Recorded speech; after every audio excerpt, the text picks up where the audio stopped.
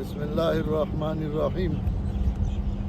زه یو نیمه بجه د مدینې منورې نه را روان شوم، بیر روخا او بیا بدر او په هغې باندې راتېر شوم. اوس بیا په لاره کې کوم ځای کې چې د جناب رسول الله صلی الله علیه وسلم والده وفات شوې وه، ابوا، چې نبي علیه السلام د شپږو کالو او د هغې سره را روانو د مدینې منورې نه ماماخیلی کې راتلي او واپس مکې ته راتلل او هغه په لاره کې وفات شو او هلته یې ښخه شوه. بیا جناب رسول الله صلی الله علیه وسلم ته موقع نه وه میلاو شوې او کله چې مکه فتح شوه، نبي علیه السلام سره خپل فوج صحابه کرام رضوان الله علیهم اجمعین یو ځای وو، هغه یې ودرول او نبی علیہ السلام لاړ د مور د والدې قبر لا او هغې وکوته. نو هغه هم په لاره کې راته خو د روډ نه لږ سایډ ته دی. اوس مونږ رابغ ته راورسېدو. زه تقریبا یو کم دېرش کاله مخکې د رابغ باندې تېر شوی وم، خو دا داسې آباد نه او اوس الحمدلله ډېر ښایسته آباد شوی دی. دا رابغ دې سره زموږ دوه تاریخه تړلي دي.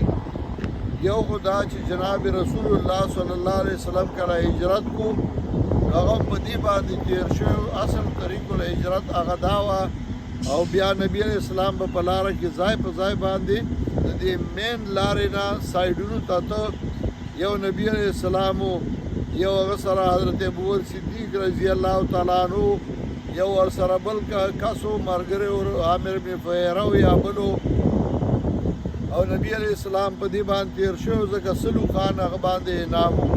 په لاره کې د خلکو ځایونه راځي، کوم خلک چې جناب رسول الله صلی الله علیه وسلم په هغې باندې را تېر شوی و، په هغې کې یو سراقة بن مالک بن جاشم چې د هغه زوی بیا وروسته په بدر کې شهید شوی دی. نو سراقه هم په لاره کې د هغه ځای راځي.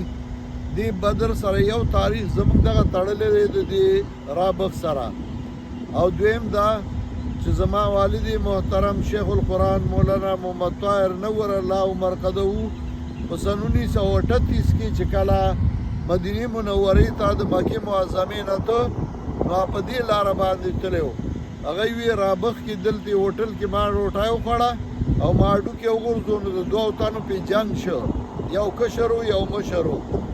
ما تپوس وکړ، نو ما ته چا وی چې دی د هډوکې سټي داسې وږي وه او څه شی د خوراک نه و.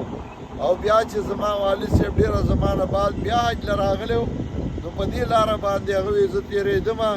نو ما د 5 ریالو روټۍ واخیسته، یو عربي راغی هغه د 20 ریالو روټۍ واخیسته او هغه حالت بلکل د عربو بدل شوی و. دا هغه رابغ دی چې دا زړه لار ده. اوس د ماښام اذان وشو او موږ دا 4.5 ګنټې سفر وکړو او رابغ ته راورسېدو. اوس انشاءالله مکې معظمې ته روان یو، په احرام کې یو. موږ په لاره کې احرام تړلی دی د میقات نه او په احرام کې یو روان یو. الله دې موږ په خیر خیریت باندې ورسوي او الله دې زموږ دا عمره قبوله او منظوره وګرځوي.